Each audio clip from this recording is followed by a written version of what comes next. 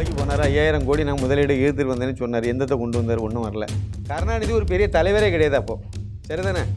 கருணாநிதியே அண்ணாதுரை மாதிரி பேசுறதுக்காக டப்பிங் பேசின ஆளு தான் அவர்.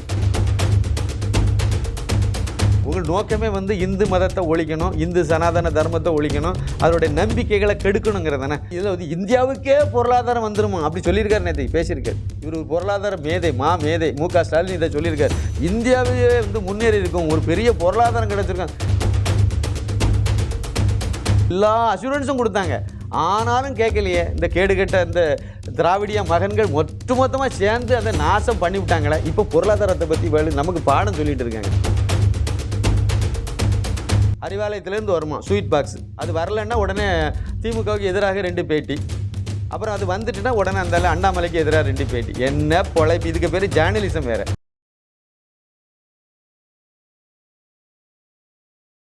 தாமரை டிவி நேயர்களுக்கு வணக்கம். இன்றைய விவாதத்தில் நம்முடன் இணைந்திருக்கும் சிறப்பு விருந்தினர் அரசியல் விமர்சகர் திரு சின்னப்பா கணேசன் அவர்கள். வணக்கம். வணக்கம் வணக்கம் வணக்கம். நம்ம தமிழக முதலமைச்சர் அவர்கள் வந்து வெளிநாடு இருப்பதா சொல்லிட்டு ஒரு தகவல் வெளியாயிருக்கு. முதலீடுகளை ஈர்ப்பதற்காக தான் வந்து அவர் வெளிநாடு போகிறாரு, ஆனால் இவர் வந்து தனிப்பட்ட காரணங்களுக்காக வெளிநாடு போகிறாரு அப்படின்னு சொல்லிட்டு மற்ற கட்சிகள்லாம் விமர்சனம் பண்ண தொடங்கியிருக்காங்க. அது கடந்த கால வரலாறு. அப்படி துபாய்க்கு போனார், 5000 கோடி நான் முதலீடு ஈர்த்துட்டு வந்தேன்னு சொன்னார். எந்தத்தை கொண்டு வந்தார்? ஒன்றும் வரல. அங்கே போனது கடைசியில் பார்த்தா சபரீசனை கூட்டிகிட்டு போய் சபரீசன் தான் அங்கே முன்னாடி போய் நின்னார். எதுக்கு போய் நின்னார்? அங்கே எங்கெங்கெல்லாம் இன்வெஸ்ட் பண்ணலாம், இவங்க கொள்ளையடிச்சதை எப்படியெல்லாம் அங்கே பதுக்கலாங்கிறதுக்கு போனது தான் துபாய் பயணம். அப்புறம் இன்னொரு முக்கியமான பயணம் வந்து இவங்க சிங்கப்பூர் போனாங்க, அப்புறம் வந்து ஜப்பானுக்கு போனார். அதில் நீங்கள் சிங்கப்பூருக்கு போனதில் பார்த்தீங்கன்னா அதில் ஒரு பெரிய ஒரு மோசடி ஒன்று இருக்குது. சிங்கப்பூரில் இப்போ வந்து அங்கே ஒரு அமைச்சர் சிக்கிட்டு கிடக்கார். ஈஸ்வரன். ஈஸ்வரனுங்கிறது தான் அமைச்சருக்கு பேர். இவர் யார் அப்படின்னு பார்த்தீங்கன்னா, இப்போ எல்லா பத்திரிகை மற்றதெல்லாம் பார்த்தீங்கன்னா என்ன எழுதிட்டே வராங்க அப்படின்னா, இந்திய வம்சாவளின்னு எழுதிட்டு வராங்க. ஆனால் அந்த ஒரிஜினலாக அந்த ஆள் தமிழன் அவர். அந்த ஆள் ஈஸ்வரனுங்கிறவர் வந்து தமிழன். ஈஸ்வரன் தமிழன், தமிழ்நாட்டுக்காரர். குறிப்பாக சென்னையை பூர்வீகமாக கொண்டவர். 2006 வந்து திமுக ஆட்சி, மறுபடியும் தமிழகத்தில் திமுக ஆட்சி வந்துச்சு. வந்த உடனே அதில் வந்து உள்ளாட்சித்துறை அமைச்சராக உதயநிதி மு.க. ஸ்டாலின் இருந்தார். அந்த நேரத்தில் அவர் அங்கே அமைச்சரானார். ஈஸ்வரன் வந்து சிங்கப்பூரில் அமைச்சரானார். உடனே அவர் அங்கேருந்து வரும்போது வந்து பார்த்த ஆளே வந்து யாரை வந்து பார்த்தார் அப்படின்னா மு.க. ஸ்டாலினை வந்து பார்த்தார் தலைமைச் செயலகத்தில். அது ஒரு தனி நாடு, நம்ம நாடு இன்னொரு நாடு. இந்த நாட்டுக்கு ஒரு அரசு முறை பயணமாக வராங்கன்னா, நம்ம நாட்டில் இன்வெஸ்ட் பண்ணுறதுக்கு இளைஞர்களோட தொழிலை இருக்கிறது ஏதோ ஒன்று வராங்க அப்படின்னா, அவர் வந்து வர்த்தகத்துறை அமைச்சர் தான். அந்த இதுக்கு வாரார் அப்படின்னா அது ஒரு சின்ன பதவியாக தான் கொடுத்துருந்தாங்க. அந்த நாட்டு செய்துபடி ஒரு சின்ன அமைச்சர் பதவி தான் அது அவங்களுக்கு கொடுத்தது. அதுக்கு பிறகு அவர் போக்குவரத்து துறை அமைச்சர். இப்போ கடைசியில் இப்போ லஞ்ச ஊழலில் சிக்கிக்கிட்டு இப்போ மாட்டும்போது இப்போ வந்து அவர் கடைசியாக வகித்தது வந்து போக்குவரத்து துறை அமைச்சரும் சேர்த்து பார்த்துருந்தார். இப்போ அன்றைக்கே வந்து வர்த்தகம் வந்து தொழில் வர்த்தகத்துறை அமைச்சர் அந்த இதில் அமைச்சராக வச்சுட்டாங்க, வந்தார். என்ன இவர் உள்ளாட்சித்துறை அமைச்சர். இப்போ ஸ்டாலின் வந்து இவரும் வர்த்தக அமைச்சராக இருந்தால் கூட அது செல்லுபடி ஆகாது. ஏன்னா இந்திய அரசினுடைய மத்திய வர்த்தகத்துறை அமைச்சராக இருந்தால் தான் நீங்கள் அதுக்கு ஒரு முறை இருக்கும், ஒரு இதை சந்திக்கிறதா இருந்தால். ஆனால் இவரை வந்து சந்தித்தார். சரி, ஒரு வேளை அதையும் விடுங்க, ரைட்டு, பரவாயில்ல. தமிழ்நாட்டுக்கு வந்தார், ஒரு தமிழுடைய ஒரு பூர்வீகம் அப்படியெல்லாம் இருந்து ஏதோ ஒரு காரணத்தில் வந்தால் கூட தமிழக முதலமைச்சரை தானே பார்த்துருக்கணும், கருணாநிதியை தானே பார்த்துருக்கணும். பார்க்கல, இவரை தான் பார்த்தார். அதே மாதிரி இவர் முதலமைச்சரான உடனே, ஸ்டாலின் முதலமைச்சரான உடனே அங்கேருந்து ஈஸ்வரன் இங்கே வந்து அவருடைய வீட்டில் வந்து பார்த்து வாழ்த்து சொல்லிட்டு போனார். முகாம் அலுவலகம்னு அதுக்கு பேர். இவங்க இதில் ஊரை ஏமாத்துறையில் பெரிய கட்டிக்கிறாங்க. ஆனால் அதுக்கு முகாம் அலுவலகம். என்ன ஈர வெங்காய அலுவலகம், வீடு தானே, வீட்டுக்கு வந்துட்டு போனார்னு சொல்ல வேண்டியது தானே. இப்போ வீட்டில் வந்து அவர் பார்த்து இவருக்கு வந்து வாழ்த்தெல்லாம் சொல்லி பொன்னாடையெல்லாம் பொருத்திட்டு போனார். அப்புறம் தான் அதே மாதிரியான ஒரு நிகழ்வு தான் இவர் அங்கே போனார். இப்போ அவர் அங்கே என்னவா இருக்கார்? அந்த தொழில் வர்த்தக அமைச்சர் ப்ளஸ் அது போக்குவரத்து துறை அமைச்சர். இது வந்து ஈஸ்வரன் இப்போ பதவியில் இல்லை, தூக்கிட்டாங்க. அவர் ஈஸ்வரன் வந்து இந்த பதவியை தான் அவர் வச்சுருந்தார், ஈஸ்வரன். இப்போ என்னுடைய கேள்வி என்னென்னா, இவர் வந்து அவரை போய் சந்தித்தது, இவரை வந்து சந்தித்ததெல்லாம் என்ன நோக்கமாக இருக்குன்னு நினைக்கிறீங்க? தமிழ்நாட்டில் கொள்ளையடித்ததெல்லாம் கொண்டு போய் சிங்கப்பூரில் இல்லைன்னா பக்கத்தில் இருக்கக்கூடிய மலேசியாவில் இல்லைன்னா பக்கத்து நாடுகளெல்லாம் எப்படி அதை பதுக்கிறதுங்கிறதுனால அதுக்காக அந்த அமைச்சரை இவர் போகும்போது இதே குற்றச்சாட்டு தான் அண்ணாமலை அவர்களும் வச்சிருந்தாங்க. உண்மையாக இருக்குல்ல? அதுக்கு அவதூறு வழக்கும் பதிவு பண்ணியிருந்தாங்க. ஆமாம், பண்ணிட்டு போட்டோம், அது பண்ணட்டும். ஆனால் இப்போ இதில் நீங்கள் ஒரு விசாரணை வச்சிங்கன்னா நிச்சயமாக இதில் பல உண்மைகள் வெளியே வருங்கிறது என்னுடைய குற்றச்சாட்டு, என்னுடைய பார்வை தான். ஏன்னா இதை நான் உள்ள ஆழமாக போகும்போது இதெல்லாம் கிடைச்சிது எனக்கு. இதெல்லாம் இது எடுக்க முடிஞ்சுது. அங்கே போன பிறகும் தனியாக சந்திச்சார். ஆனால் அதில் ஒரு எத்துவாளித்தனத்தை பாருங்கள். அங்கே உள்ள தமிழர்களை சந்திக்கும் போது இந்த ஆள் வரல. ஈஸ்வரன் எஸ்கேப். ஏன்? கண்டுபிடிச்சிடக்கூடாது. அவன் தமிழன்னு தெரிஞ்சிடக்கூடாது. இங்கே உள்ளவங்களுக்கெல்லாம் இந்திய வம்சாவளின்னு முளை வரைச்சாதான் நீங்கள் அந்த ஆள் மூலமாக நீங்கள் வந்து இன்வெஸ்ட்மெண்ட் இங்கே கொள்ளை அடிச்செல்லாம் கொண்டு பதுக்குனீங்கன்னா அது வெளியே தெரியாமல் இருக்கும். இல்லைன்னா அந்த கோபாலபுரம் குடும்பத்துக்கும் அவருக்கும் இருக்கக்கூடிய இது வெளியே வந்துடும். இவங்க கூட சேர்ந்து ஏமா விளங்கினான். அதே தான் இது ஒரு கொள்ளை கும்பல். இவங்க கூட சேர்ந்தார். இந்த பன்றியோடு சேர்ந்த கன்றும் அந்த மலம் தின்னுன்னு சொல்லுவாங்கள்ல, அதே மாதிரி அந்த ஈஸ்வரன் நாசமாக போயிட்டார். இப்போ ஒரு சீக்கிரம் ஜெயிலில் கம்பி என்ன போகிறார். இது வந்து என்னுடைய பார்வை. இதே தான் சார். இவங்க வந்து எங்கே போனாலும் இதான் செய்வாங்க. மறுபடி போகிறது அதான் 28ஆம் தேதி மேட்ரு. எங்கே அமெரிக்கா, அப்புறம் என்ன ஸ்பெயின், அப்புறம் என்ன வேறு என்ன ஆஸ்திரேலியா, எங்கெல்லாமோ போகிறாங்க. ஒரு 10 நாள் பயணமா? 10 நாள் பயணம். 10 நாளையில் இதே தான் நடக்கும். நீங்கள் இப்போ நல்லா பாருங்கள். துர்கா இல்லாமல் இருக்காது இந்த பயணம். சபரீசன் இல்லாமல் இருக்காது. இன்பநிதி கூட இருக்கலாம், எனக்கு தெரியல. இது உதயநிதியும் இருப்பார். வேறு குடும்ப சுற்றுலா தானே இது. சுற்றுலான்னு போனால் கூட பரவாயில்லையே. கொள்ளையடித்ததை எந்த நாட்டில் கொண்டு போய் பதுக்கலாம், எங்கே கொண்டு போய் பண்ணலாம், இவ்வளோ தான். அதை சட்டப்பூர்வமாக, அதாவது விஞ்ஞான ரீதியில் இது ஊழல்னு தெரியாமல் பதுக்கிறதுக்கு தான் இவங்க போகிறாங்க. இது வந்து கரெக்டான விசாரணையெல்லாம் பண்ணணும். ஏன்ட்ட கேட்டால் இதெல்லாம் செய்யணும். ஆனால் இதுக்கு தான் போகிறாங்க. அவங்களுடைய கொள்ளையடித்த பணத்தை பதுக்குவதற்காக தான் போகிறாங்களே தவிர, எல்லா பத்திரிகையாளர்கள், எல்லாம் மூத்த அரசியல் விமர்சகர்கள் அவங்க என்ன சொல்கிறாங்களோ அதுதான் உண்மை. அதுக்கு தான் போகிறாங்க, வேறு ஒன்றும் இல்லை. ஒரு சின்ன அடிஷ்னலாக ஒரு கருத்துன்னு சொல்கிறாங்க, அது கூட இருக்கலாம். உடல் ரீதியான இதுக்கு வந்து ட்ரீட்மெண்ட்டுக்காக வேண்டிய வர போகிறாங்க. அது சொல்லிட்டு போகலாமே. ஒரு முதலமைச்சர் வந்து ட்ரீட்மெண்ட்டுக்கு போனால் எவன் குறை சொல்ல போகிறான்? இந்த மாதிரி ட்ரீட்மெண்ட் அதுவும் ஒரு சின்ன இது இருக்குங்கிற மாதிரி சொல்கிறாங்க. அது உண்மையிலே அது இருக்கா இல்லையான்னு எனக்கு தெரியல. அமெரிக்காவில் அநேகமாக ட்ரீட்மெண்ட் எடுக்கலாம், எடுக்காமலும் இருக்கலாம். அப்படி இருந்துச்சுன்னா அதை நம்ம குறை சொல்ல வேண்டியதில்லை. ட்ரீட்மெண்ட்டை எடுத்துகிட்டு போகிறாரு, அது பிரச்சனை இல்லை. ஆனால் அந்த கொள்ளையடிச்ச பணத்தை பதுக்கிறதுங்கிறது நம்ம ஏற்றுக்க முடியாது. அதுக்காக வேண்டி தான் போகிறாங்க. ஒரு வருவாங்க எல்லாம் இனிமேல் இன்வெஸ்ட்மெண்ட்டு அந்த அங்கேருந்து எத்தனை டம்போவில் இன்வெஸ்ட்மெண்ட்டை கொண்டு வந்து சேர்க்குறாங்கன்னு பார்க்க தானே போகிறோம். வரட்டும். மாற்றத்திற்கான ஊடகவியலாளர் சங்கம் சார்பாக வந்து அண்ணாமலை அவர்கள் பேசினதுக்கு மன்னிப்பு கேட்கணும் அப்படின்னு சொல்லிட்டு ஒரு போராட்டம் ஒன்று நடத்தியிருக்காங்க. இது எப்படி பார்க்குறீங்க நீங்கள்? அது வந்து இந்த மாற்றத்திற்கான ஊடகவியலாளர்கள் பத்திரிகை ஊடகவியலாளர்கள் சங்கம்னு சொல்லி வச்சு அதுலேருந்து இதை பண்ணுறதா சொல்லுங்கள். இது பல்வேறு இன்னும் நிறைய சங்கங்கள் வச்சுருக்காங்க, பத்திரிகையாளர் சங்கம். அதுலேருந்து நடந்தாங்க. ஆனால் ஒட்டுமொத்தமாக நான் என்ன நினைக்கிறேன்னா, இவங்க வந்து அந்த பேரை கொஞ்சம் மாற்றி வச்சா கரெக்டாக இருக்கும். பல்படாமல் வாசிப்போர் சங்கம்னு வச்சு அதிலிருந்து அண்ணாமலைக்கு எதிராக போராட்டம் நடத்துனாங்கன்னா கரெக்டாக இருக்கும். அதுதான் உண்மையும் கூட. ஏன் தெரியுமா? இது என்ன சொன்னார் அண்ணாமலை? இல்லை, அந்த பழமொழி சொன்னதுக்காக தான் வந்து அது இழிவாக பேசினாரா சொல்லிட்டு அவர். ஆமாம், நான் அது என்ன சொன்னார் அப்படின்னா, பார்த்து பக்குவமாக பல்லு பற்ற போகுதுன்னு சொன்னார் அண்ணாமலை. இது வந்து கிராமப்புறத்தில் வந்து பசுமாடு வளர்க்குறவங்க, பால் கறக்கிறவங்களுக்கு நல்லா தெரியும். என்ன அப்படின்னா, பால் கறக்கிறதுக்கு முன்னாடி கன்றுக்குட்டியை வந்து காலையிலையும் சரி இல்லை மாலையிலையும் சரி கன்றுக்குட்டியை அவுத்து விடுவோம். நான் கறந்துருக்கேன், அதனால் சொல்கிறேன். அவுத்து விடும்போது என்ன பண்ணோம், அது வந்து அந்த மடியில் வந்து பசுமாட்டினுடைய மடியில் அந்த காம்பை வாயில் வச்சு இது உரிய ஆரம்பிக்கும் போது தான் பால் சுரக்கும். அந்த மடி சுரக்கும். அப்போ தான் பால் மாட்டில் பால் அப்போ தான் சுரக்க ஆரம்பிக்கும். அப்படி சுரக்க ஆரம்பித்து இந்த பாலெல்லாம் தயாரான உடனே கன்றுக்குட்டி வச்சுட்டு நம்ம இழுத்து அதை கொண்டு கெட்டி போட்டுருவோம். அதை ஏமாற்றி போடுவோம். கரெக்டாக சொன்னால் அப்படி தான். பிடிச்சி கொண்டு போய் கெட்டி போட்டுருவோம். அதை கெட்டி போடும்போது அது வராது. அது அந்த பால் குடிக்கிறதுல தான் இருக்கும். பிடிச்சி நம்ம இழுப்போம். அப்போ வந்து சொல்லக்கூடிய வார்த்தை தான் பார்த்து பக்குவமாக பல்லு பற்ற போகுது. ஏன்னா இது பல்லு பட்டுச்சுன்னா அதுக்கு காம்பு வந்து பாதிக்கப்படும். அப்போ அது பல்லு படாமல் அதை நாசுக்காக அதை சரியாக நீங்கள் எடுத்து அதை கட்டணும். அப்புறம் கடைசியில் பால் கறந்து முடிச்சுட்டு அதில் ஒரு அந்த கன்றுக்குட்டிக்கு எவ்வளோ பால் தேவையோ அதை கடைசியில் மிச்சம் வைப்பாங்க. அதை வச்சு அதை மிச்சம் அது குடிக்கும். இது வந்து நடைமுறையில் உள்ளது. இதுக்காக சொன்ன ஒரு வார்த்தை. அவர் ஒரு விவசாயி, வீட்டில் மாடுலாம் வளர்க்குறாங்க, திரு அண்ணாமலை ஐபிஎஸ் வீட்டில். அதனால் அவர் அவங்க வீட்டில் தோட்டத்தில் பேசக்கூடிய ஒரு வார்த்தையை சொன்னார். இதைத்தான் நான் அந்த வீடியோவில் பார்க்கும்போதும் இதுக்கு பின்னாடி இதில் இன்னொரு விஷயம் இருக்குது, அதையும் நான் உங்களுக்கு சொல்லணும். இதே மாதிரி இன்னொரு பழமொழி ஒன்று இருக்குது. என்ன அப்படின்னா, பல் படாமல் வாசின்னு சொல்லி ஒன்று இருக்குது. பல் படாமல் வாசி. இது என்ன அப்படின்னா, நாதஸ்வரம் வாசிக்கிறாங்களே, கருணாநிதி குடும்பத்தில் உள்ளவங்களுக்கு இது நல்லா தெரியும். ஏன்னா அது நாதஸ்வரம் அவங்க தாத்தா இவங்களுக்கு தெரியுமான்னு தெரியல. இவங்களுக்கு அதெல்லாம் வெளியே வந்துட்டாங்கல்ல, இவங்க அதுக்கு தெரியாதுன்னு நினைக்கிறேன். உண்மையான விஷயம், அந்த நாதஸ்வரத்தில் சீவாடின்னு ஒன்று இருக்குது. நாதஸ்வரம் இந்த பிபி நீளமாக இருக்கும். அதில் பின்னாடி ஒரு இது இருக்கும். அதுலேருந்து அந்த சவுண்டு உருவாகிறது அதில் தான் சின்னதாக இருக்கும். இப்போ மஞ்சள் கலரில் வச்சுருப்பாங்க. அதுக்கு பேர் சீவாளி. அந்த சீவாளி எடுத்து ஊதுவாங்க.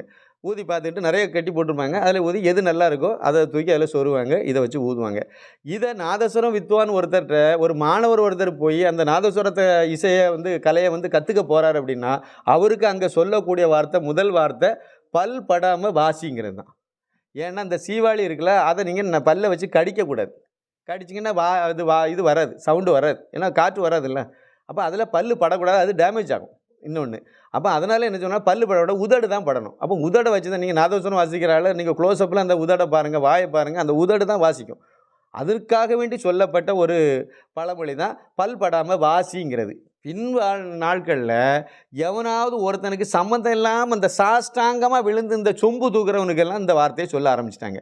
அதுதான் உண்மை. கிராமப்புறத்துலேருந்து எல்லா இடமும் சொல்லணும். எல்லாம் கிராமப்புறத்துலேருந்து பயணப்பட்ட பழமொழிகள் தான். அதே மாதிரி இந்த வார்த்தையும் சொல்லுவாங்க. அண்ணாமலை ஐபிஎஸ் சொன்ன மாதிரி பார்த்து பக்குவமாக பல் பற்ற போகுது அப்படிங்கிறதும் என்னென்னா ரொம்ப சொம்பு தூக்குறதுக்கு சொல்லுவாங்க. கரெக்டாக இப்போ புரிதலுக்கு சொன்னால் ரொம்ப சொல்லுது. அப்படி சாஷ்டாங்கமாக திமுகவுக்கு கொத்தடிமையாக விழுந்துட்டார் நம்ம கார்த்திகை செல்வன். அப்போ சொல்லும்போது அதை அப்படி பக்குவமாக சொன்னார். பார்த்து, அதாவது என்ன சொன்னார், பார்த்து பக்குவமாக பல்லு பற்ற போகுதுன்னு சொன்னார். அதாவது உதயநிதிங்கிறவர் ஒரு யார்? உதயநிதி யார்? ஒரு அமைச்சர். அந்த அமைச்சர்கிட்ட நீங்கள் ஒரு பத்திரிகையாளர், நீங்கள் போய் கேள்வி கேட்குறீங்க. என்ன பண்ணுவீங்க? அவருக்கு நீங்கள் எடுத்திருக்கால லட்சியம் என்ன? உங்களை வந்து துணை முதலமைச்சர் ஆக்க போகிறதா வெளியெல்லாம் சொல்கிறாங்களா? அதை பற்றி நீங்கள் என்ன நினைக்கிறீங்க? கட்சியினுடைய செயல் தலைவரை ஆக்க போகிறதா சொல்கிறாங்களா? அதை என்ன நினைக்கிறீங்க? குடும்ப கட்சின்னு உங்கள் கட்சியை சொல்கிறாங்களே, ஏன்னா உங்கள் தாத்தா இருந்தார், அப்புறம் உங்கள் அப்பா, அப்புறம் நீங்கள் வாரிசு அரசியல்னு சொல்கிறாங்க. இதை பற்றி நீங்கள் என்ன சொல்ல வரீங்க? இப்படி வாரிசு அரசியல் சரிதானா? திடீர்னு நீங்கள் 4 படத்தில் நடிச்சிங்க, உடனே உங்களை நீங்கள் அரசியலுக்கு வரமாட்டேன்னு சொன்னாங்க, ஆனால் நீங்கள் வந்துட்டீங்க. அப்புறம் எலெக்ஷனில் போட்டியிட மாட்டாருன்னு சொன்னீங்க, போட்டியிட்டீங்க. அப்புறம் எம்எல்ஏ ஆக மாட்டாருன்னு சொன்னீங்க, சீட் வாங்கி எம்எல்ஏ நின்னீங்க. அமைச்சராக மாட்டாருன்னு சொன்னீங்க, அமைச்சரே ஆக்கி விட்டாங்க. அப்படி சொல்லும்போது இப்போ உங்கள் அப்பா இப்படி சொல்கிறாரு, நீங்கள் வந்து என்ன துணை முதலமைச்சர் ஆக மாட்டாருன்னு உங்கள் அப்பா சொல்கிறாரு, அதை எப்படி நாங்கள் நம்ப முடியும்? மக்கள் நம்புவாங்களா? இப்படியெல்லாம் கேட்டிங்கன்னா நேர்மையாக இருக்கும். இல்லை நீங்கள் தமிழக அரசியலில் நீங்கள் வந்திருக்கீங்க, உங்கள் அப்பா வந்து அது ஒரு சரியான ஒரு இதில் நான் தமிழகத்தை வழி நடத்தலை, அப்படி தான் சொல்லணும். அதுதான் உண்மை. தமிழகத்தை சீர்படுத்துறதுக்கு நீங்கள் என்ன பண்ண போகிறீங்க? நீங்கள் வரதுக்கு முன்னாடி நீங்கள் 2 கருப்பு கொடி போராட்டம் நடந்தீங்க, ஞாபகம் இருக்கா? அதை இங்கே எல்லாம் தமிழச்சி எல்லாம் தாலி அறுத்துட்டு இருக்காங்க, மதுக்கடை உங்களுக்கு தேவையானு சொல்லி நீங்கள் தானே உங்கள் அப்பா எல்லோரும் சேர்ந்து தான் போராட்டம் நடத்துறீங்க. இப்போ நீங்கள் வந்து உங்கள் கையில் கிட்டத்தட்ட 3/4 அதிகாரம் உங்கள் கையில் தான் இருக்குது. அப்போ அதை ஒழிக்கிறதுக்கு நீங்கள் அதை டாஸ்மார்க் ஒழிக்கிறதுக்கு ஏதாவது நடவடிக்கை எடுக்க போகிறீங்களா? இந்த பெண்கள் எல்லாம் தாலி அறுக்கிறதுலேருந்து எப்படி காப்பாற்ற போகிறீங்க? உங்கள் அத்தை தான் சொல்லிச்சுது. இந்தியாவிலேயே தமிழகத்தில் தான் வந்து இளம் பெண்கள் அதிகமாக தாலி அறுக்கிறாங்கன்னு சொன்னதே உங்கள் கனிமொழி தான், அந்த தர்மபத்தினி தான். அதை பற்றி நீங்கள் என்ன இப்படி 1000 கேள்வி கேட்கலாம். இதெல்லாம் ஒரு பத்திரிகையாளனா எனக்கு இதெல்லாம் தோணுது, இதெல்லாம் கேட்கலாம். ஆனால் இந்த மாதிரி எதுவுமே கேட்காம இந்த நோகாமல் கேள்வி கேட்டால் யாராவது விமர்சனம் இப்படி தானே பண்ணுவாங்க. அதுக்கு அந்த உதாரணத்தை தானே சொல்லுவாங்க. பார்த்து பக்குவமாக பல்லு பற்ற போகுதுன்னு சொன்னாங்க. எனக்கு அந்த வீடியோவை பார்க்கும்போது இதாங்க எனக்கு புரிஞ்சுது. நான் இப்போ சொன்னேன் பார்த்தீங்களா, இந்த மாதிரி அர்த்தம் மட்டும்தான் எனக்கு புரிஞ்சுது ஏன் பார்வையில். ஆனால் இந்த திமுக கொத்தடிமை ஊடகவியலாளர்கள் இருக்காங்கல்ல, அதாவது சபீர் அகமதிலிருந்து ஆரம்பித்து இன்னும் மிச்ச மீதி உள்ள ஆட்கள் எல்லாத்துக்கும் என்ன மாதிரி பட்டுக்குன்னா வேறு ஏதோ ஒரு செக்ஸ் அர்த்தத்துக்கு அவங்க எடுத்திருக்காங்க. எனக்கு தெரியாது, எனக்கு அது புரியலை அப்புறம் அடுத்த நாள் வந்து அண்ணாமலைக்கு கண்டனம், அதுவும் தர்மபத்தினி கனிமொழி அறிக்கையில் வந்து ட்வீட்லாம் போட்டு அதில் வந்து ஒரு அமைச்சர் மீதையும் ஒரு அமைச்சர் தானே உங்கள் சொந்தக்காரன் தானே அவன் பேரை போட்டால் என்ன உதயநிதி ஸ்டாலின் சொல்ல வேண்டியது தானே. அது கார்த்திகை செல்வன் போட ஒரு பத்திரிகையாளர் மீது இப்படி தான் ட்வீட் போட்டாங்க, படிச்சிருப்பேன். இதெல்லாம் போட்டு அதை பார்த்த உடனே தான் ஆடா என்னடா இது நடக்குது. உதயநிதி அவர்கள் பல மேடையில் ஆபாசமாக பேசியிருக்காரு, நம்ம பல மேடைகள். இல்லை, அதில் எனக்கு என்ன வருத்தம் அப்படின்னா 2 வருத்தம் எனக்கு கனிமொழிக்கு மேலே. ஒன்று, அதே அம்மா தான் அந்த ரேகாங்கிற அந்த பட்டியலின சமுதாய மாணவி பாதிக்கப்பட்டதுக்கு ஒரு வார்த்தை வந்து ஒரு சின்ன ஒரு லைனில் ஒரு ட்வீட்டு கூட போடலை. 2வது, அண்ணாமலை வந்து ஆபாசமாக பேசுகிறாரு, இது வந்து தமிழக அரசியல்லே மோசம் அப்படின்னு சொல்லி யார் இவங்க யார்? கனிமொழி யார்? இந்த தர்மபுத்தினிக்கு அப்பா யார்? கருணாநிதி. அவர் வந்து என்ன பேசி வச்சுருக்காரு? சட்டசபையில் என்ன பேசினார்?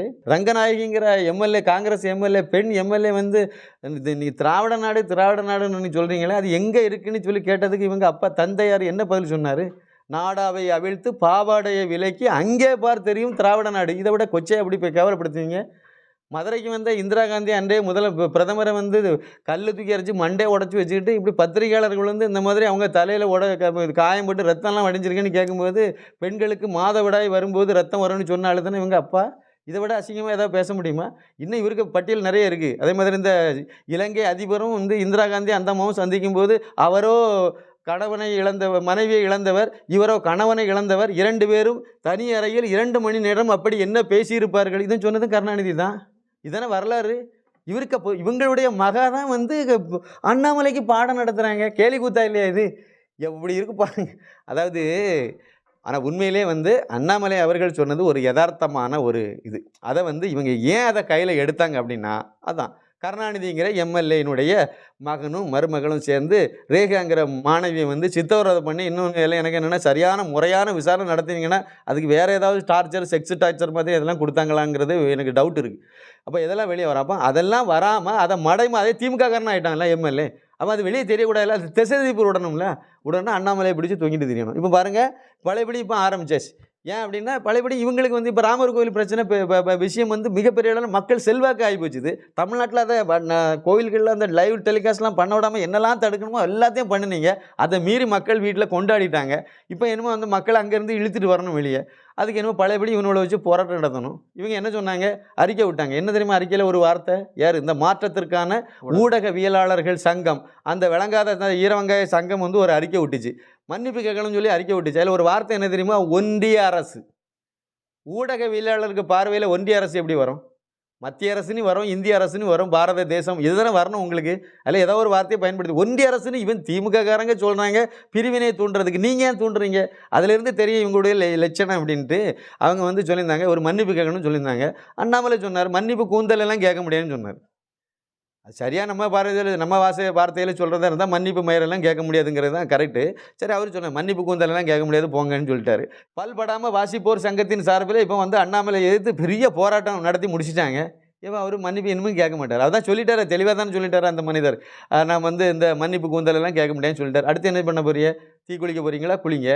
இல்லை வங்காள விரிகுடாவில் போய் விழ போகிறீங்களா? அது சும்மா தான் கிடக்கு போய் விழுங்க, ஒன்றும் பிரச்சனை இல்லை, விழுத்து சாவுங்க. நீங்கள் இருக்கிறதோட அதாவது பத்திரிகை தர்மம்னா நேர்மை இருக்கணும்.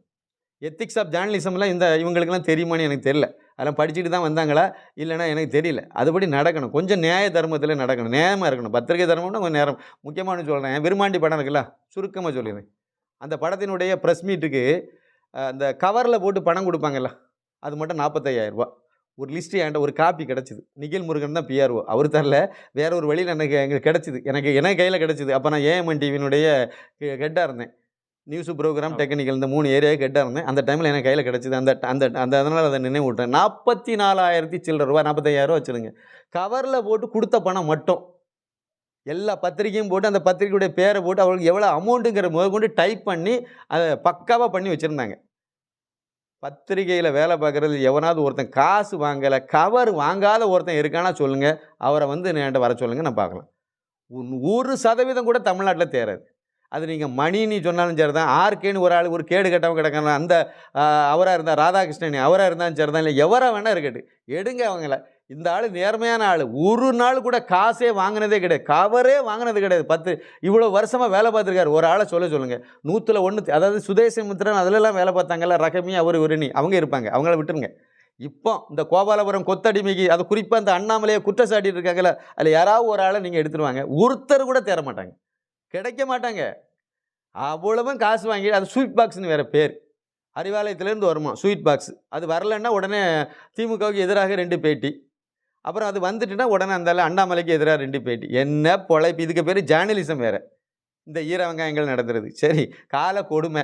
மொத்தத்தில் நான் என்ன சொல்ல வரேன்னா, இவங்களை வந்து இனிமேல் நம்ம வந்து என்ன சொல்லலாம் அப்படின்னா, அவங்களுடைய புரிதலுக்கு ஏற்ப பல்படாமல் வாசிக்கக்கூடிய சங்கம்னு நம்ம சொல்லலாம். இவங்க எல்லாம் பல்படாமல் வாசிக்கும் பத்திரிகையாளர்கள்னு நம்ம அடையாளப்படுத்தலாம். அதான் கரெக்டாக இருக்கும். இல்லை ஊடகவியலாளர்னே சொல்லுங்கள், பல்படாமல் வாசிக்கும் ஊடகவியலாளர், அப்படியே தைரியமாக சொல்லலாம். அதான் இவங்களுக்கு சரியாக இருக்கும்.